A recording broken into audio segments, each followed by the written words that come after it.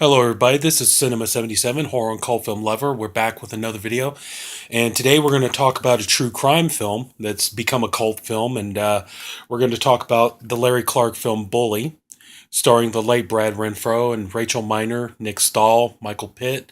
Let's see who else is in this. Bijou Phillips, and the movie is based on the true life story of the murder of Bobby Kent, and there was see the story was that Bobby Kent, who in the movie is played by Nick Stahl, is the friend of Marty Puccio, who is played by Brad Renfro here.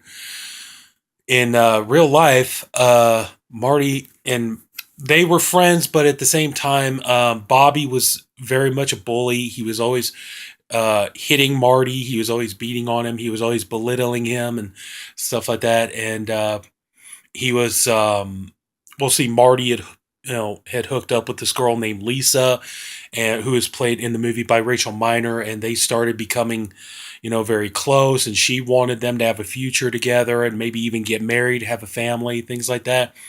And that apparently Bobby was threatened by this, and was kind of like trying to put a rift between them. And so Lisa, with Marty and some of their friends, decided that they had had enough of this guy, and these friends, they had been bullied by him too and everything, and they just decided they had enough of him, and they thought he would be better off dead. And so they came up with a plan that they lured him out, lured him out into the middle of nowhere, where they beat him with a bat, and I believe they slit his throat and things like that. It took a long time. It took a long time for him to die, and then but then they were, as far as I know, they weren't really upset that they killed him. They were just, they were so happy that all of the bullying was done and everything else, and that he was finally gone. But then they had been caught, and they ultimately, they confessed to everything that had happened, and then they went to jail. So,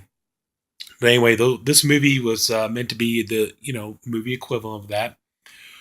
This movie has become kind of a cult classic. It's not really a horror film, but it is a cult film. It's definitely a cult film, and the reason why it's not really because of what the movie's about. There's the back there of the film, but the reason why this movie has become a cult film, it's not really because of what the movie's about. It's because of the strong sexual content of this movie. Um, there is a lot. I mean, that was kind of the thing. This movie, what should have been actually kind of like an acclaimed drama, true crime film, and everything else. Actually, this movie kind of got bashed more because it was just, there's a lot of sex scenes in here. There's a lot of nudity. Bijou Phillips is constantly having sex in this movie. She's getting mounted by anything that comes near her and all this. Rachel Miner, there are scenes where she's having a lot of sex with Brad Renfro's character and stuff. And at one point, Nick Stahl's character even, um, you know, he even thinks that Rachel Miner's character wants to have sex with him as well. So at one point, he goes into their bedroom while they're having sex, and he knocks Brad Renfro down and everything else. And he tells him, hey, it's my turn, so he can have sex with the girlfriend and all this stuff. And they decide that they really want to, and so it was just this kind of thing. And that at one point they decided to hook Nick Stahl's character, Bobby Kent. They decided to hook him up with Bijou Phillips' character, and then he gets into some really weird kind of rapey type stuff and all this. And so yeah, they're kind of just deciding that they've had enough of this guy, and they get their friends. One of them's played by Michael Pitt from The Dreamers. I just talked about that movie not too long ago.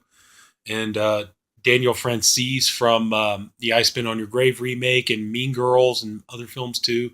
They got him, and so they devised this plan and everything else. And but yeah, that's kind of what ended up the movie becoming. It's what should have been a great true crime film, and what should have been a good drama and everything else, became really overshadowed by the fact that there's excessive amounts of nudity in this movie. And I think critics and audiences kind of jumped on that. I do know guys who actually, they love this movie because of the nudity, obviously, but you know and close-ups of nipples and all this other kind of stuff, and everything else. And that's kind of what they watched this movie for. But yeah, I mean, just kind of, I think that's kind of the thing. I mean, I have the movie and I've watched it a couple of times, and the second time it's like this was a movie I was not impressed with it the first time I watched it, because going in I was expecting like a true crime story, and what I got was more kind of like soft core, barely legal kind of sex film and stuff like that. Then the second time I watched it, I could kind of see a little bit more of it, so it gets a little bit better whenever I watch it. But the first time I was kind of just really disappointed in this movie, because it just seemed like.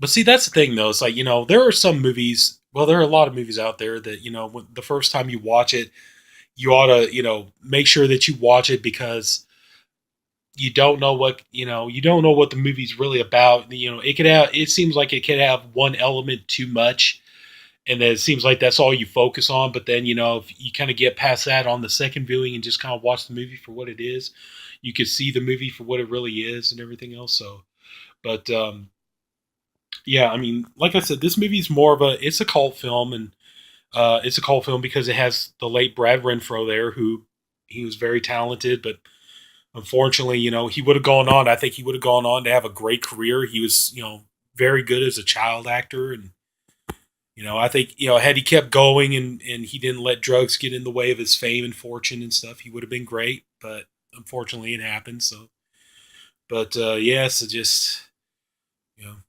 but like I said, this is a movie. The first time I saw it, I didn't care for it much, but it gets a little bit better every time I watch it. But yeah, kind of. Just like I said, when you first watch the movie, it just seems kind of more like it's just more focused on teenagers having sex, and there's just a lot of that going on, and not really so much. And this is not the first time though. Larry Clark, he directed the classic film, cult film Kids, and it seemed like and I think he got kind of criticized for that a lot. Was just just seemed like all Larry Clark seems like he's into is just getting all these 18, 19, 20-year old girls naked in his movies and all this other kind of stuff. And but anyway, though, yeah, I say go ahead and give it a shot. I mean, I think you're going to be kind of disappointed if you go into this thinking you're going to get like a real true crime. I would say if you're going to watch this, you're going to have to watch it a couple of times to kind of get to that point of it. But like I said, I think the first time you watch it, it's going to be like, wow, it just seems like these kids are just having sex all the time, and that's all this movie's about, is just watching these teenagers have sex. But anyway, though, so yeah, I think that's going to pretty much wrap it up for this one. This is going to be kind of a short video. There's not much else to say about it, but there is what was it? There is an American crime documentary. You can find it on YouTube and stuff. It's I think it's what's it called? Payback for a Bully or something like that. That kind of details the story a little bit better, and it's not focused so much on the sex life of Marty Puccio and his girlfriend Lisa, and it kind of gives a little bit more who Bobby Kent was and everything else. So I would say kind of more, if you're interested in the true crime story element of it, I say try watching that documentary for it. But this here, if you want to see beautiful like 20-year-old girls nude and topless and everything else, here you go. You're gonna love this.